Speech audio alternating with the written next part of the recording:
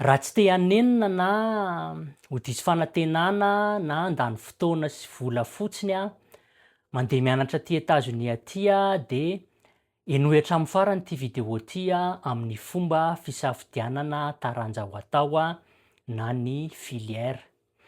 Mety betsaka amintsika no hiteny hoe za efa manana an'le tiako atao. Ie, fa ny tanjoko eto zany de mampahafantatra antsika ny tena zava-misy marina iainan'ny mpianatra mpivahiny aty a États-Unis aty, fa anjaran'ny tsirairay zany a no mandray fanapahan-kevitra amin'ny mamety an'ny tsirairay.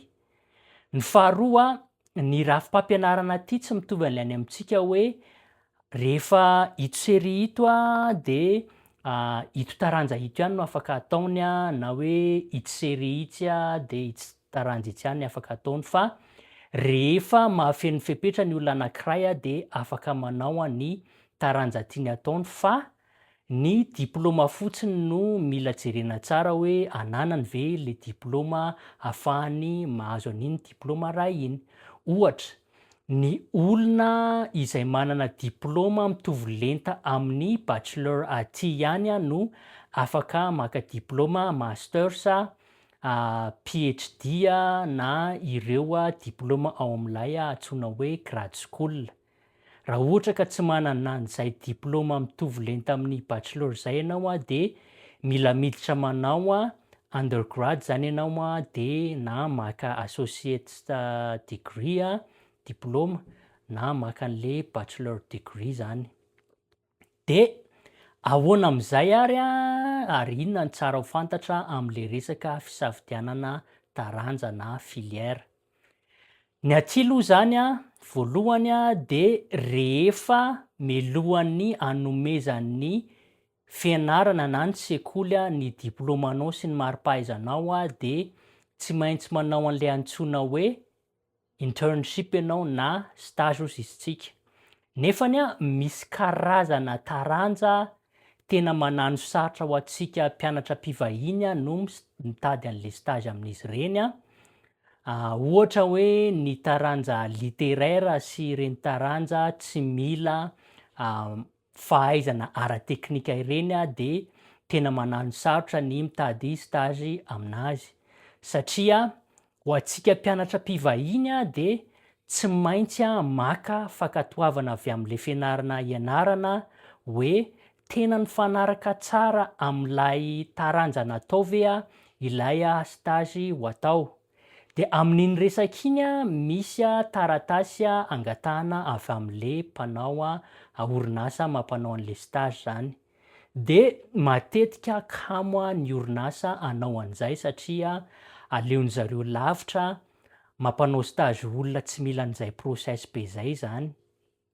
Zay eo ihany fa rehefa vita indray le fianarana, ianao aloha zany tena omen'ny fanjakana amerikanina fahazoan-dalana miasa rehefa vita ny fianarana, fa 90 andro ao aorianan'ny fahavitan'le fianaranao iny de mila miasa ianao zany na manohy fianarana, fa raha tsy zany de mila miala aty États-Unis aty. Nefany le fitediavana an'le asa tena manano sarotra be satria nahoana? Ho antsika mpianatra mpivahiny le asa atao iny tsy hoe zay asa hita, fa mila asa mifanaraka 100 isan-jato am'le zavatra nianarana. De eo no manano sarotra anazy satria ny mpampiasa rehefa maheno hoe ilay olona andeha ho ampiasainy ity manana fameperana na restriction de tsy mandray tsotr'izao zareo.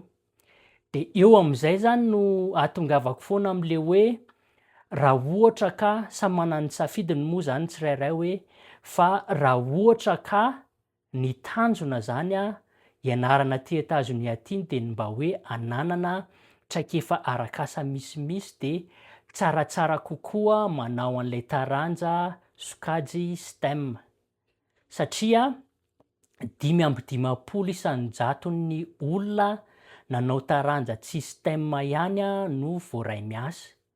Raha STEM nefa ilay sokajiny taranjanao de Any ho any amin'ny 570 isan-jato ka hatramin'ny 8 isan-jaton'ny olona nanao taranja STEM no voaray miasa satria ny olona manana diplôma amina taranja STEM de mahazo fahazoan-dalana hatramin'ny 3 taona.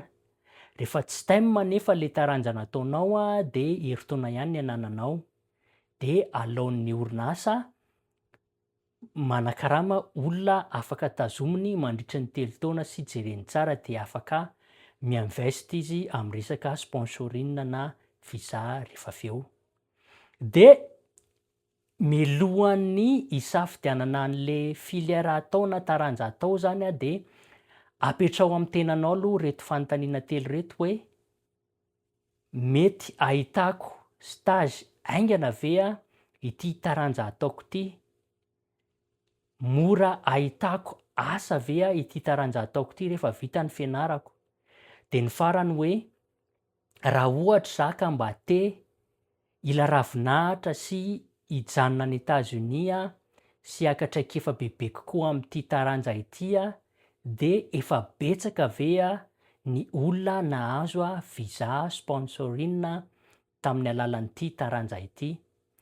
Rehefa voavalinao tsara ireo fanontaniana ireo sady tsy nandainga tamin'ny tenanao ianao no tsy niatsara velatsia tamin'ny tenanao de afaka misafidy malalaka am'izay ianao am'le taranja tianao atao. De zay no tiako nampahafantarina antsika androany fa toy ny mahazatra za efa nanao lisitra an'ireo taranja ireo sy manazavazava kely an'lay hoe inona ny atao hoe STEM de inona ny atao hoe tsy STEM fa toy ny mahazatra raha ohatra ka tianao azo izay information zay ahafahanao misafidy taranja tsara de alefaso eo amin'ny commentaire an'ity vidéo ty ny hoe MAJOR26 averiko ihany eo amin'ny commentaire fa tsy any amin'ny MP ny hoe MAJOR26 de tonga automatika sy directa any amin'ny MP anao any reo information reo. De zay aloha ny androany fa de amin'ny manaraka indray. Mazoto.